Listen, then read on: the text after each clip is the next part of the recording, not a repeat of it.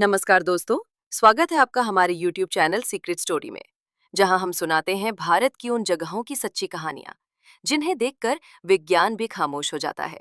आज हम बात करेंगे उस जगह की जहां भगवान श्री कृष्ण की लीलाएं आज भी होती हैं, जहां सूरज ढलते ही इंसानों के लिए दरवाजे बंद कर दिए जाते हैं और जहां रात में रुकने की सजा मौत या पागलपन होती है। उस रहस्यमयी स्थान का नाम है निधिवन, जहां हर गली में राधे राधे की गूंज है, जहां मटकी की खनक मंदिरों की घंटियां और श्रद्धा की खुशबू हर सांस में बस जाती है।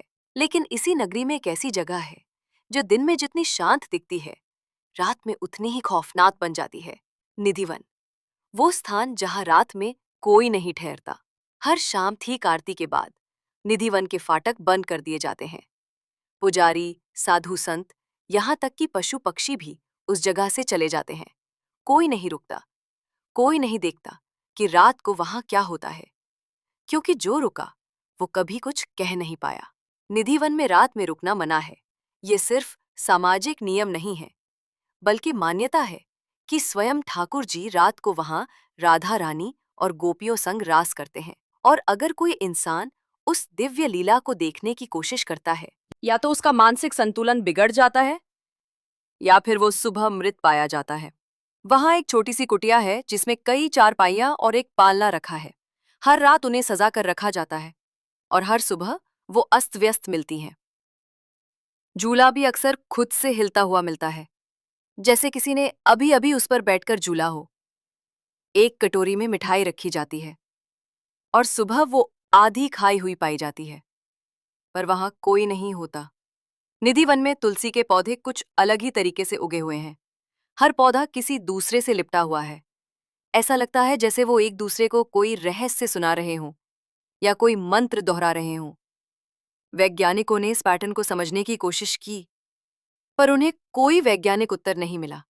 कहते हैं ठाकुर जी हर रात निधिवन में राधा रानी और गोपियों के साथ रास करते हैं।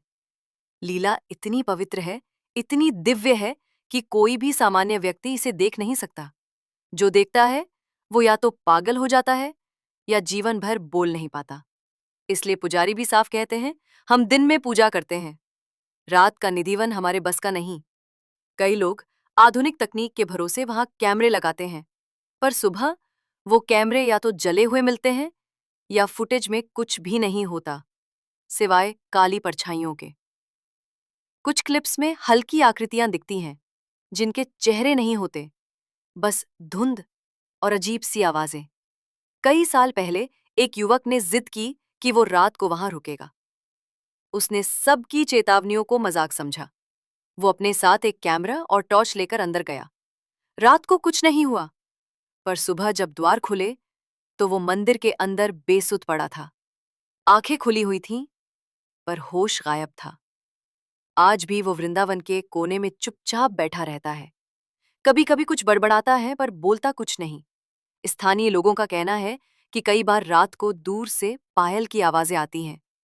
कभी कभी लगता है कि कोई झूला झूल रहा है, कोई हंसी की आवाज, कोई बांसुरी की मधुर धुन। पर जैसे ही कोई नजदीक जाना चाहता है, वातावरण अचानक ठंडा हो जाता है, सांसें रुकने लगती हैं और पैर जम जाते हैं। एक विदेशी जो भारत की रहस्यमयी कहानियों पर डॉक्यूमेंट्री बनाता था, वो निधिवन पर काम करने आया। उसने खुद को मंदिर के पास छुपा लिया। वो कैमरा ले गया, रिकॉर्डिंग चालू की और इंतजार करने लगा। 3 दिन बाद उसका कैमरा तो मिला, पर वो खुद कभी नहीं मिला।